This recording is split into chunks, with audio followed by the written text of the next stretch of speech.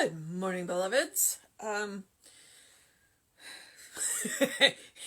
Probably everybody is watching TV right now, but I'm recording it, so I will watch it later. But I still want to get this done. It's kind of a dark, dreary day out there, but we had a really good bike ride. And it doesn't look like we're going to get any of the rain. There's a huge storm, but it's west of us, so. All right.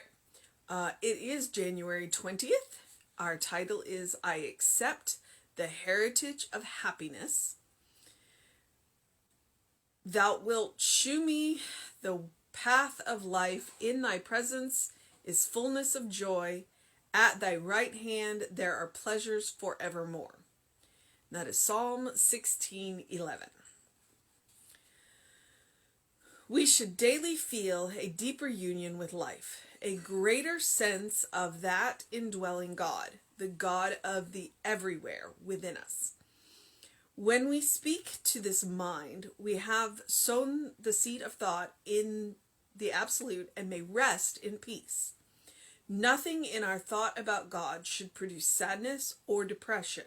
Rather, it should be quite the reverse, because our faith in and love of God should give us such confidence and such a sense of security that we should indeed be able to say, "Joy to the world, the Lord has come." Realizing that the Lord is not far off, that God is an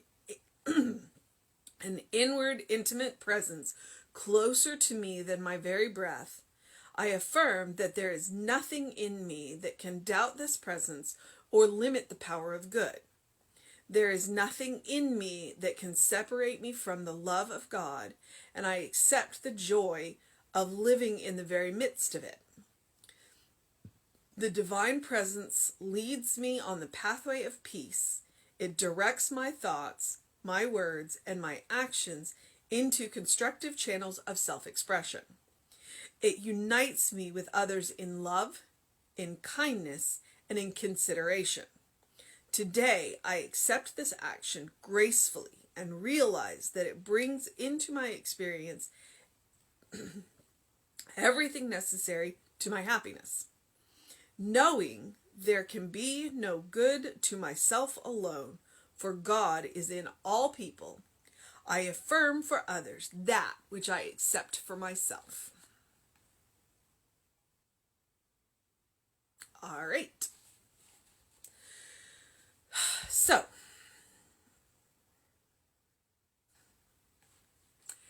I accept the heritage of happiness. That's the title. All right. And that really has to do with our idea of God. So this is one of those times where it's a good idea to go back and check what we think about God, what we have been taught about God, and what we believe about God. And he says it in here. He absolutely says it in here. If you're not feeling these things, check your head. Depending on the faith tradition that you were raised in, and depending on how you were taught about God, you may not feel those things. And that's one of the things that I love about Science of Mind, because Science of Mind doesn't make God a personality. Science of Mind does not teach that old man in the sky with the accounting book.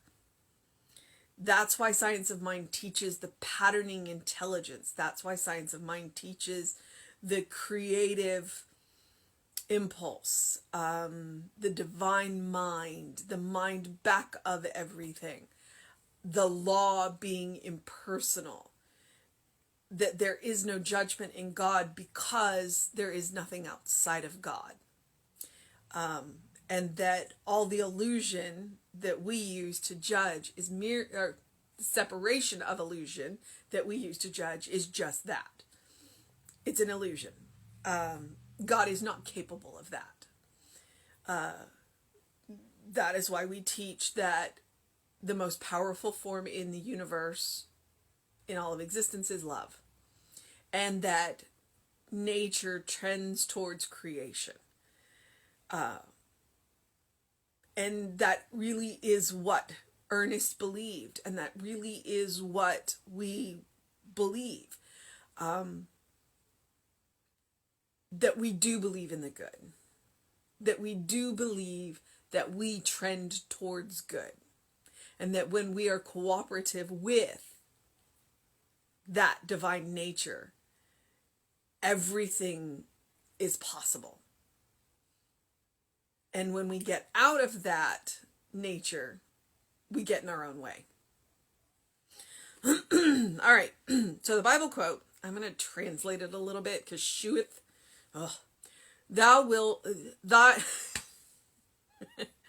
you will show me the path of life. In your presence is fullness of joy. At your right hand, there are pleasures forevermore. I straight up said I was going to translate it into modern language. Let me remind you, that was Psalm 16:11. God will show us the way in joy. And we will live at the right hand. There's a tradition about the right hand and the left hand. And the right hand is the giving hand and the left hand is the receiving hand. So if we live at the right hand, we are living at the giving hand of God. So we should daily feel a deeper union with life, capital L, a greater sense of that indwelling God, the God of everywhere within us. Within us. So the God of everywhere also lives right here. And sometimes we forget that. We get so busy looking outside of us for God that we forget that the one place that we can guarantee that we can find God is right here. And we forget to look there, or we're scared to look there. And that is honest. If we're scared to go within and scared to see what we will find within, then that shows us the work that we have to do. When we speak into this mind, we have sown the seeds of thought in the absolute and may rest in peace. So when we are speaking into and he uses the capital M, basically when we are doing treatment, if we do treatment, we use however many steps you feel that you need, from 3 to 7, then, and you have wrapped that feeling around it, then you rest in peace. You let go and let God, because you have sown the seeds in the absolute. Nothing in our thought about God should produce sadness or depression. This is what I'm talking about. Nothing in our thought about God should produce sadness or depression. Rather, it should be quite the reverse, because our faith in and love of God should give us confidence. So, if thinking about God makes you unhappy, check your idea of God. Check your idea of God.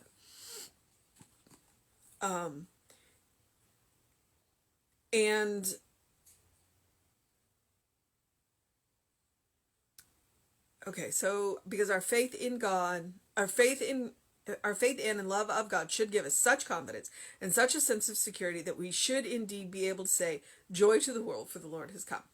And that's kind of it. It's like, if you are unhappy, then your idea of God is not complete. Maybe I'll say that. Your idea of God is not complete. And we're limited. We are in the mortal coil. When we are covered in matter, we are limited. Our idea of God is limited. And so we just want to keep pushing and keep expanding our idea of God until we can look around and see God everywhere. We can look in each other's eyes and see God looking back at us. We can look at our own eyes and see God looking back at us. And see God looking back at us in a loving way, not in a judging way. realizing that the Lord is not far off, that God is an inward, intimate presence closer to me than my very breath. I affirm that there is nothing in me that can doubt this presence or limit this power of good. And that's simply just a reminder to ourselves, to let it go, to let go any of the limitations that we are placing on God. God is not limiting God. God is not limiting us. We are limiting God, and we are limiting us. And so when we are willing to let those barriers down, again, anything is possible. There is nothing in me that can separate me from the love of God, and I accept the joy of the living in the very midst of it. And I just saw the mission for today. The divine presence leads me on the pathway of peace. It directs my thoughts, my words, and my actions into constructive channels of self-expression. Ooh, and that's that creative power. And that's Rita coming up. It unites me with others in love, in kindness, and in consideration. And that is God. When we unite with each other in love and kindness and consideration, when we consider what's best for the whole, that's where the God power is. Today, I accept this action gratefully and realize that it brings into my experience everything necessary for my happiness. So I'm accepting and knowing that everything that I need to be happy is coming or already here and just waiting on my recognition of it. Knowing there can be no good to myself alone, for God is in all people. I affirm for others that which I accept for myself. Core principle of science of mind. If I want it for myself, I want it for everybody. If I know it for myself, I know it for everybody. And that is absolutely one of my favorite things about science of mind. Nobody's left out. Absolutely nobody's left out. All right. Like I said, I saw the mission for today. And so I think that our mission today is to know that there is nothing in us that can separate us from the love of God, and to accept the joy of living in the very midst of it. To accept the joy of living with God surrounding us. And that's a pretty amazing thing. To look around and say, this is a day that the Lord has made. This is a day that God has made. This is a day that Spirit has made. And to say it every day. And to say it with that sense of awe and that sense of joy and that sense of yes. An image from a book that I loved was a scintillating bowl of yes. And that's what God or Spirit or Atman or whatever word you want to use, that is exactly what Spirit is. It's a scintillating bowl of yes. Come to me in love. Come to me in kindness. Come to me in consideration. Come to me with what you need. Work with me within my nature, and I will grant you everything. So, that's our mission today, should we choose to accept it. To become that scintillating bowl of yes and joy and peace and happiness and creativity and unity and kindness and consideration. And pardon me while I list some of the multitude of qualities of God, while I expand my definition of God until it's as big as I can make it in this expression. So, all right, beloveds, I am going to move on into the process of my day. I am going to encourage you, as I always do, to do something loving for yourself, do something kind for yourself, do something compassionate for yourself, whatever that looks like to you today. I do always encourage you to do something to engage your mind and your body, to do something to just make it the best day possible. Yes. All right. It is Wednesday. Reverend David will be on with you around 5 p.m. I believe Shirley and Monty are still doing their Living Sides of Mind, which is a fantastic book. That is a Zoom, so please check your emails if you want that link and get in on that. I believe that's a come and go, so if you haven't been in it, you can. I will be back with you at 9 a.m. And please, as I like to remind you, open the windows of your soul. Allow the breath of heaven to remind you that you live in heaven now. This is the state of grace. We are the beloved children of God, in whom Spirit is well pleased, always and forever. All right, beloveds, have a wonderful day.